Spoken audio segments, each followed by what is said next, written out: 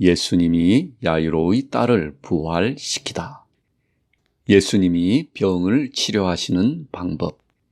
예수님은 사도들과 성인들, 그리고 현재 경우와 비슷한 방식으로 치료하셨지만 항상 같은 방식으로 치료하시지는 않았습니다. 그분은 병자들에게 안수하고 기도했지만 그분의 행동은 사도들보다 더 빨랐습니다. 그분은 제자들과 그를 따르는 자들을 위해 모범적으로 치료와 다른 기적을 행하셨습니다. 그분은 항상 그분께 의탁하는 사람들을 괴롭히는 악에 맞는 방식으로 또 그들의 특별한 필요에 부합하는 방식으로 치료를 행하셨습니다. 예수님이 절름발이를 만지면 근육이 풀렸으며 그들은 똑바로 섰습니다. 부서진 부위들을 함께 모으면 하나로 연결되었습니다. 나는 그분이 나병 환자를 만지면 그분의 신성한 손이 닿자마자 물집이 마르면서 붉은 흉터를 남기고 떨어지는 것을 보았습니다. 그리고 이와 같은 흉터는 통상적인 치료에서보다 더 빠르기는 하지만 조금씩 점진적으로 사라졌습니다. 대부분의 경우 병자의 치료의 속도는 그의 공로의 크기에 따라 결정되었습니다. 나는 곱사등이 순간적으로 곧게 펴지는 것을 본 적이 없었고 구부러진 뼈가 갑자기 완벽하게 되는 것을 본 적이 없습니다. 예수님이 그렇게 할 수 없었던 것이 아니라 그분의 기적이 군중들을 위한 놀라운 쇼가 되지 않도록 하셨기 때문입니다. 그분의 기적은 자비의 사역이었고 그분의 사명과 해방, 화해, 교훈, 발전, 구속에 대한 상징적인 이미지였습니다. 그분은 자신의 구속 사역에서 인간의 협력을 원하셨기 때문에 그분에게 기적적인 치료를 요청하는 사람들에게 믿음, 소망, 사랑, 회개와 삶의 변화로 그들이 협력할 것을 요구하셨습니다. 모든 상태에 대한 고유한 치료 방식이 있었습니다. 몸의 질병이 영적 질서의 어떤 질병이나 죄 또는 그로 인한 형벌로 상징되듯이 그분의 모든 치료는 은총, 회심 또는 특정한 영적인 악에 대한 치유를 상징했습니다. 나는 이교도들이 있을 때에는 예수님께서 더 놀라운 기적을 행하는 것을 보았습니다. 사도들과 그들의 뒤를 이은 성인들의 기적은 우리 주님의 기적보다 훨씬 더 놀랍고 초자연적인 것이었습니다. 왜냐하면 이교도들은 강한 영향을 받을 필요가 있었지만 유다인들은 속박에서 해방되기만 하면 되었기 때문입니다. 예수님은 종종 거리를 두고 기도로 그리고 특히 피 흘림에 시달리는 여성들의 경우에는 종종 시선으로 응시함으로써 치료하셨습니다. 그들은 그분께 다가가려 하지 않았는데 유다인의 법 때문에 감히 그렇게 못한 것입니다. 그분은 신비롭게 그들이 지키는 그러한 법을 중요하게 취급했는데 다른 것들은 무시했습니다. 야이로의 딸의 부활. 예수님께서 가퍼르나움 회당 앞 광장에서 병자들을 고치실 때 회당장 야이로가 그분께 왔습니다. 그는 예수님의 발 앞에 몸을 던지고 마지막 숨을 쉬고 있는 자신의 병든 딸을 방문하여 치료해 주실 것을 간청했습니다. 예수님이 야이로와 함께 출발하려고 할 때 그의 집에서 전령들이 급히 와서 그에게 말했습니다. 그대의 딸이 죽었습니다. 더 이상 주님을 귀찮게 할 필요가 없습니다. 이 말씀을 들은 예수님은 야이로에게 말씀하셨습니다. 두려워하지 마라. 오직 나를 믿으라. 그러면 너가 도움을 받으리라. 그들이 야이로의 집에 가까이 다가왔을 때 그들은 이미 안뜰과 문 앞에 장송곡을 노래하는 사람들과 슬피 우는 여인들이 많이 모여 있는 것을 보았습니다.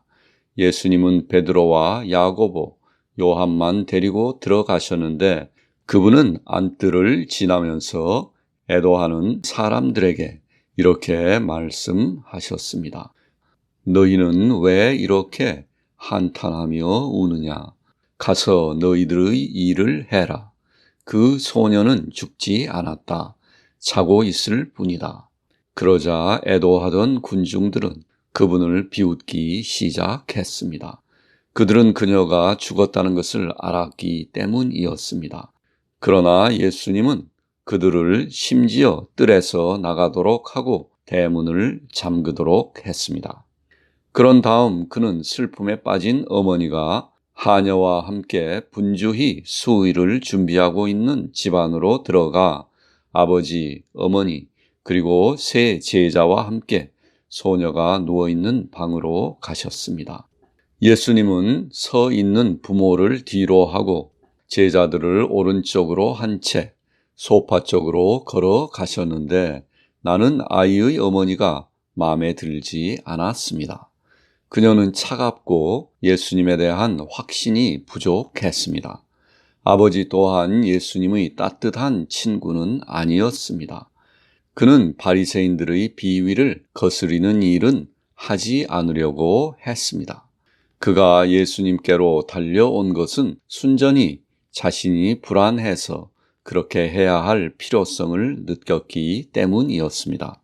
하지만 그는 백부장의 종이 치료된 것에 큰 감명을 받았고 그 사건은 그에게 예수님에 대한 확신을 일깨워 주었습니다. 그의 어린 딸은 키가 크지 않았고 많이 말라 있었습니다. 그녀는 기껏해야 11살 정도밖에는 되어 보이지 않았는데 그 나이에 비해서도 작아 보였습니다. 그녀는 긴 옷을 입고 소파에 누워 있었습니다. 예수님은 그녀를 팔로 가볍게 들어서 그녀를 가슴에 안고 그녀에게 숨을 불어 넣었는데 그때 나는 놀라운 것을 보았습니다. 그녀의 오른쪽 근처에 빛의 구 속에 빛나는 인물이 있었는데 예수님이 어린 소녀에게 숨을 쉬자 그것이 빛으로 된 작은 인간의 형태로 그녀의 입으로 들어갔습니다. 그러자 그분은 소녀를 소파에 눕힌 후 한쪽 손목을 잡고 말했습니다. 아이야, 일어나라. 그러자 소녀는 일어나 침대에 앉았는데 예수님은 여전히 그녀의 손을 잡고 계셨습니다.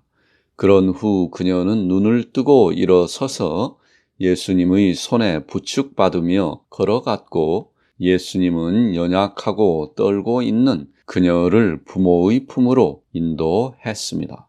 그들은 처음에는 진행되는 과정을 초조해하며 차갑게 지켜보고 있었습니다. 그러나 이제 그들은 정신을 잃은 듯 매우 기뻐했습니다. 예수님은 그들에게 아이에게 먹을 것을 주게 하고 이 일에 대해 불필요한 소리를 내지 말라고 명령하셨습니다. 그리고 아버지의 감사를 받은 후 도시로 내려가셨습니다. 돌아오는 길에 예수님은 이 기적에 대해 제자들과 말씀하셨습니다. 그분은 이 사람들, 즉 소녀의 아버지와 어머니에게는 진정한 믿음도 올바른 의도도 없었다고 말했습니다. 딸이 죽은 자 가운데서 살아난 것은 그녀 자신을 위해 또 하느님 왕국의 영광을 위한 것이었습니다. 그녀가 방금 깨어난 죽음, 즉 그녀의 육체의 죽음은 죄가 없는 것이었지만 이제 그녀의 영혼의 죽음으로부터 자신을 보존해야 한다. 그런 다음 예수님은 도시의 큰 광장으로 가셔서 그곳에서 그를 기다리고 있는 많은 병자들을 고치셨고 안식일이 끝날 때까지 회당에서 가르치셨습니다. 그리고 얼마 후 회당장 야이로는 또다시 매우 슬프고 후회하게 되었습니다. 그의 딸이 다시 죽음에 가까이 이르렀기 때문이었습니다. 이번에는 정말로 무서운 죽음이었는데, 왜냐하면 이번 죽음은 그녀 자신과 부모의 죄에 대한 형벌의 결과였기 때문이었습니다. 지난번 안식일 이후로 그녀는 열병에 시달리고 있었습니다. 아이의 어머니와 그녀의 언니와 야이로의 어머니는 한 집에 함께 살고 있었는데, 소녀를 포함해서 그들은 모두 예수님의 기적적인 치료에 대해 감사하며 그들의 삶을 바꾸려 하지 않고 매우 경박한 방식으로 취급했습니다. 그러나 약하고 순한 야이로는 헛되고 예쁜 그의 아내에게 완전히 조절당해서 여자들을 그대로 내버려 두었습니다.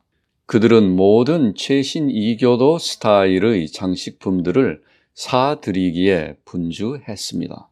어린 소녀가 다시 건강해지자 이 여인들은 예수님에 대해 웃으며 그분을 조롱했고, 아이는 그들의 모범을 따라 했습니다. 그녀는 아주 최근까지는 순수함을 유지했지만 이제는 더 이상 그렇지 않았습니다. 격렬한 열병이 그녀를 덮쳤습니다. 그녀는 한 주일 내내 계속 혼수 상태를 오가며 거의 죽음에 도달했습니다. 부모는 그것이 자신들의 경박함에 대한 형벌이라고 의심했고, 마침내 어머니는 자신의 행동에 대해 수치스러워하며 겁이 나서 야이로에게 말했습니다. 예수님이 다시 우리를 불쌍히 여기실까요? 그리고 그녀는 남편에게 다시 한번 그분에게 겸손히 도움을 간청하라고 말했습니다. 하지만 야이로는 주님 앞에 다시 나타나는 것이 부끄러워 안식일이 끝날 때까지 기다렸습니다. 그는 이제 예수님께서 원하시면 언제든지 그를 도울 수 있다는 완전한 믿음을 가지고 있었습니다. 다만 다시 도움을 요청하는 것을 사람들이 보는 것이 너무 부끄러웠습니다. 예수님이 회당을 떠나실 때 큰 무리가 밀치며 그분을 둘러쌌습니다. 병든 사람, 건강한 사람 모두가 그분에게 말하고 싶어 했기 때문이었습니다. 야이로는 근심이 가득한 얼굴로 예수님께 다가왔습니다.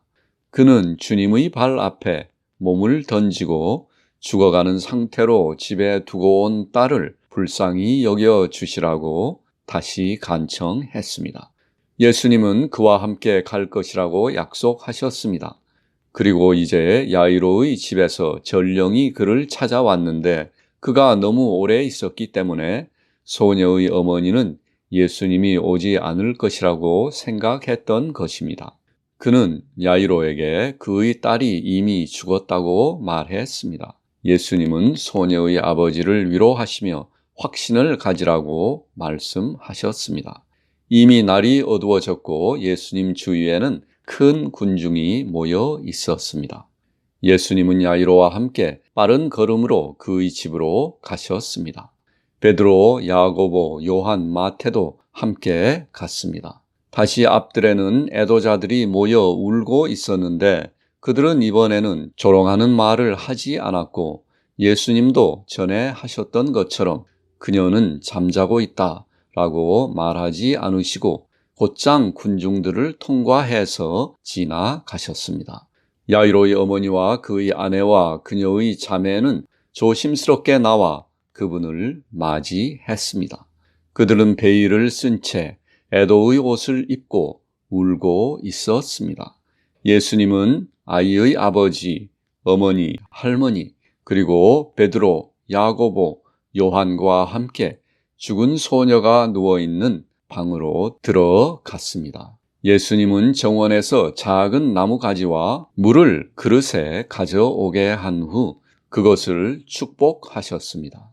시체는 차갑고 뻣뻣하게 누워 있었습니다. 그것은 이전의 모습과는 같은 모습이 아니었습니다. 그때는 영혼의 빛이 굿 속에서 그녀의 몸 옆에 머물러 있는 것을 보았지만 이번에는 전혀 보이지 않았습니다.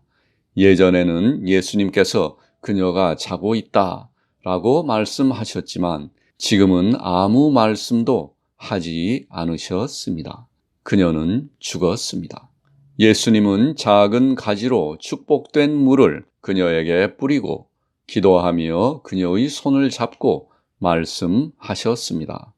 작은 소녀야, 내가 너에게 이르노니 일어나라. 예수님께서 기도하시자 나는 어두운 굴에 있는 소녀의 영혼이 그녀의 입으로 다가가서 안으로 들어가는 것을 보았습니다. 그녀는 갑자기 눈을 뜨고 예수님의 손길에 순종하며 일어나 소파에서 발을 내딛었습니다. 예수님은 그녀를 그녀의 부모에게로 인도하셨고 그들은 뜨거운 눈물을 흘리며 울먹이면서 예수님의 발 앞에 엎드렸습니다. 예수님은 그녀에게 먹을 것과 빵과 포도주를 주라고 명령했습니다. 그들은 그분의 명령에 순종했고 소녀는 먹고 말하기 시작했습니다. 그런 다음 예수님은 부모에게 하느님의 자비를 감사히 받을 것과 허영심과 세상적인 쾌락에서 돌아서고 그들에게 주어진 보석을 받아들이며 이제 두 번째로 회복된 딸의 삶에 대해 다시는 타협하지 않도록 권고하셨습니다. 그분은 그들의 전반적인 삶의 방식, 다시 말하면 그들이 첫 번째로 은총을 받았을 때 그들이 보여준 경솔함과 그 이후의 행동 때문에 짧은 시간 후에 그들의 아이가 훨씬 더 심각한 죽음, 즉 영혼의 죽음으로 내몰렸다고 그들을 꾸중하셨습니다. 그녀의 이름은 살로메였는데 어린 소녀 자신도 큰 영향을 받고 눈물을 흘렸습니다. 예수님은 그녀에게 눈과 죄의 욕망에 대해 경고하셨습니다. 축복받은 포도와 빵을 먹으면서 앞으로는 더 이상 육신을 따라 살지 말고 하느님의 말씀인 생명의 빵을 먹어야 하며 그녀가 보속하고 믿고 기도하고 자비의 일을 수행해야 한다고 말씀하셨습니다. 아이의 부모는 크게 감동을 받고 완전히 변화되었습니다. 아버지는 그를 세속적인 것에 묶고 있는 줄을 끊고 예수님의 명령에 순종하겠다고 약속했고 어머니와 나머지 가족들은 자신들의 삶을 개선하겠다는 결심을 표명했습니다. 그들은 눈물을 흘리면서 예수님께 감사했습니다. 완전히 변한 야이로는 즉시 그의 재산의 상당 부분을 가난한 사람들에게 나누어 주었습니다. 군중들이 집 앞에 모여들자 예수님께서는 방금 일어난 일에 대해 불필요한 말을 하지 말라고 야이로에게 말씀하셨습니다. 그분은 종종 자신이 치료하신 사람들에게 이 같은 명령을 하셨는데 그 주된 이유는 그러한 은총을 누설하고 자랑하는 것이 영혼의 평정에 해가 되고 하느님의 자비에 대한 생각을 방해하기 때문이었습니다. 예수님께서는 치료받은 사람들이 그들에게 주어진 새 생명을 돌아다니며 즐기다가 쉽게 죄의 먹이가 되는 것보다는 그들이 자신을 돌아보기를 원하셨습니다. 침묵을 지키도록 하는 또 다른 이유는 예수님께서 허용된 자만을 피하고 사랑을 통해 오직 하느님만을 위한 선행을 행해야 할 필요성을 제자들에게 각인시키기 원하셨기 때문이었습니다.